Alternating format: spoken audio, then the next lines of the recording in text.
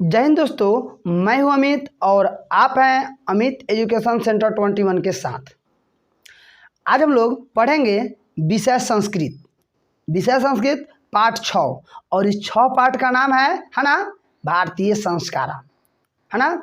इसके पहले वाले वीडियो यानी पार्ट 2 में आपको सिर्फ एक पदेन लिखित प्रश्न का उत्तर मिला होगा और पूर्ण वाक्यन प्रश्न का उत्तर मिला होगा, और पार्ट 1 में इस भारतीय संस्कारा के बारे में, है ना, भारतीय संस्कारा के बारे में पूर्ण रूप से व्याख्या किया गया है हिंदी में, और उसी पाठ भाग में मौखिक प्रश्न उत्तर का जवाब मिला होगा।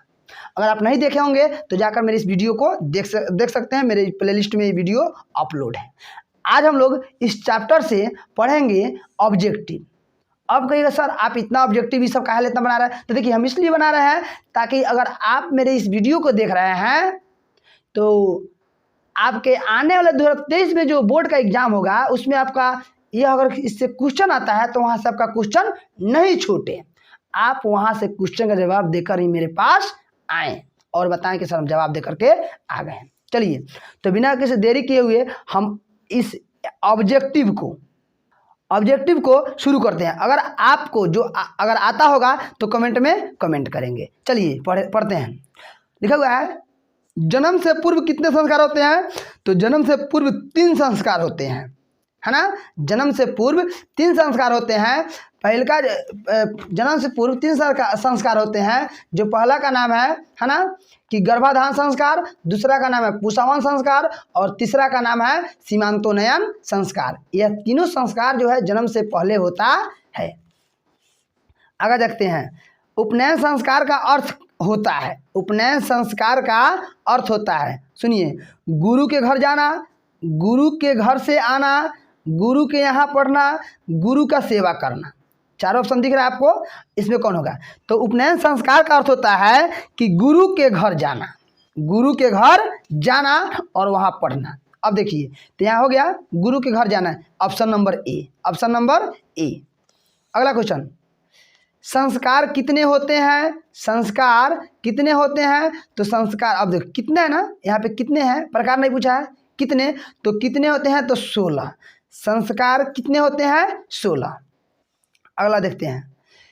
समवर्तन संस्कार का अर्थ होता है, समवर्तन संस्कार का अर्थ क्या होता है? तो उपनयन संस्कार का अर्थ होता है कि गुरु के घर जाकर पढ़ना, और समवर्तन संस्कार का अर्थ होता है कि गुरु के घर से अपने घर आना, गुरु के घर से अपने घर आना समवर्तन संस्कार।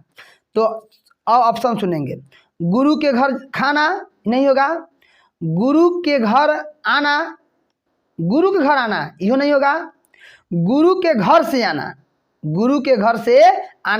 और गुरु के घर पढ़ना। अब देखिए गुरु के घर आना, ऑप्शन बी और सी, देखिए थोड़ा सा अंतर। गुरु के घर आना यानी गुरु घर जाने के लिए कह रहा है, ऑप्शन सी में कह रहा है कि गुरु के घर से आना, यानी गुरु के घर से आना, यानी समवर्तन संस्कार का अर्थ होता है गुरु के घर से आना, यानी ऑप्शन सी होगा। अब जल्दीबाजी में भी मत मार दीजिएगा। अब देखते हैं 6 नंबर देखते हैं। 6 नंबर क्या कह रहा है? अंत्येष्टि संस्कार को अन्य किस नाम से जानते हैं? अंत्येष्टि मतलब होता है जो मर जाने के बाद में क्रियाकलाप होता है, उसे हम अंत्येष्टि संस्कार कहते हैं। तो ऑप्शन सुनिए, दाह संस्कार, 2 में अंतिम संस्कार, 3 में ए और बी, 4 में गुदान संस्कार। तो कौन होगा? दाह संस्कार और अंतिम दोनों होगा, इसीलिए ऑप्शन सी आंसर होगा, ए और बी। विवाह संस्कार में नहीं होता है, विवाह संस्कार में नहीं होता है, तो सप्तपदी भी होता है, कन्यादान भी होता है, वाग्दानम भी होता है, लेकिन जात कर्म नहीं होता है, या नहीं तो यहाँ पे नहीं होगा। हाँ, तो अगला देखते हैं। विवाह संस्कार में नहीं होता है तो सप्तपदी संस्कार होता है, कन्यादान भी होता है, वाग्दानम भी होता है, लेकिन जात कर्म नहीं होता है, तो आंसर कैसे जाएगा? जात कर्म। अगला है कि गर्भधान, पुंसवन व सीमांत किस संस्कार में आता है? सीमांत यानी गर्भाधान, पुंसवन और सीमांत किस संस्कार में आता है? ऑप्शन सुनिए, जन्म से पूर्व संस्कार, शिक्षा संस्कार, शैशव संस्कार या सभी। यानी गर्भाधान, पुंसवन और सीमांत संस्कार किस में आता है? तो जन्म से पहले आता है। अगला है प्राचीन काल में शिष्य को क्या कहे जाते थे? तो ऑप्शन 1 ब्रह्मचारी, शिष्य, छात्रा, सभी। तो प्राचीन काल में शिष्य को ब्रह्मचारी कहा जाता था। अगला है आजकल क्या सीमित होकर व्यंग रूप में प्रयोग किए जाते हैं?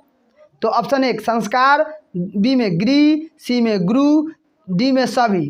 तो व्यंग रूप में किसका प्रयोग किया जाता है? संस्कार। ऑप्शन क्या हो जाएगा आपका?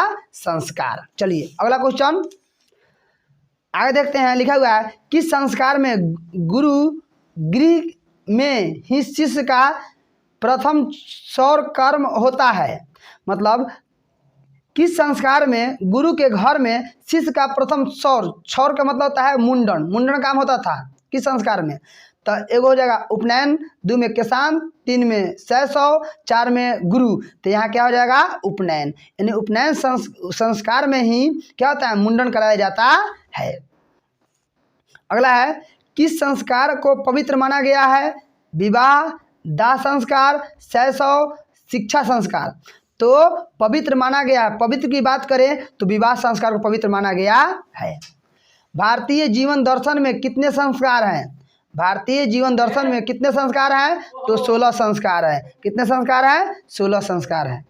अगला देखेंगे, कहा गया है जात कर्म, नामाकरणम, निष्क्रमणम, अनप्रश्नम, चूड़ाकर्म, कर्णवेद किस संस्कार के अंतर्गत आता है?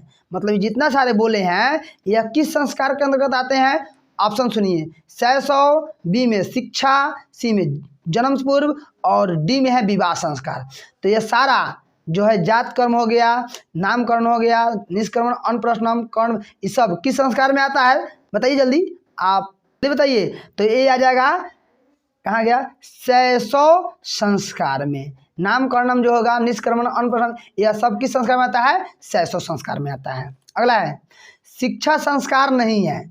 मतलब कौन ऐसा है जो शिक्षा का संस्कार मतलब अंतर्गत नहीं आता है? केशांत, विवाह, वेदारंभ और अक्षरम।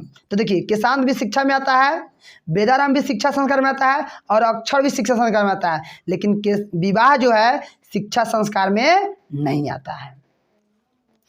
गोदान का अर्थ होता है, गोदानम का अर्थ होता है गौदानम, अन्नदानम, गर्भरक्षा, पानी ग्रहणम। तो गौदान, गोदान का अर्थ होता है गौदान करना। नामकरणम किस संस्कार में होता है? बचपन में, गृहस्थ में, विवाह में, सभी में। इसके बारे में आप लोग जानते होंगे, इसका कमेंट करेंगे। तो इसका जवाब होगा बचपन में। अगला, गृहस्थ काल में कितने संस्कार होते हैं? तो बता देना, गृहस्थ में और विवाह में 1 होते हैं। ऑप्शन 1 में 2, बी में 16, सी में 1 और डी में 7। तो क्या होगा? 1। विवाह करे चाहे गृहस्थ करे, एक ही संस्कार होता है। 19 नंबर क्वेश्चन, गुरु शिष्य को कहाँ ले जाते हैं? गुरु शिष्य को कहाँ ले जाते हैं? ऑप्शन ए वन में, घर में, विदेश, इनमें से कोई नहीं। तो घर में गुरु शिष्य को अपने घर ले जाते थे। अगला, वेदारंभ शिष्य प्राचीन काल में कहाँ करते थे? वेदारंभ, वेद का आरंभ शिष्य प्राचीन काल में कहाँ करते थे? वेद का आरंभ शिष्य प्राचीन काल में कहाँ करते थे? तो गुरु के घर, शिष्य के घर, पिता के घर और जंगल में। तो क्या हो जाएगा इसका आंसर? गुरु के घर।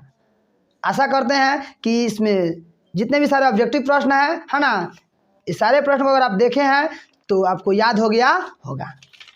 अब चलिए, अब इसके बाद में इस संस्कृत का चैप्टर 7 नीति श्लोक है, उस श्लोक का अर्थ और अर्थ के बाद में प्रश्नोत्तर और प्रश्नोत्तर के बाद में ऑब्जेक्टिव टाइप क्वेश्चन आपको मिलेगा। Thank you for watch.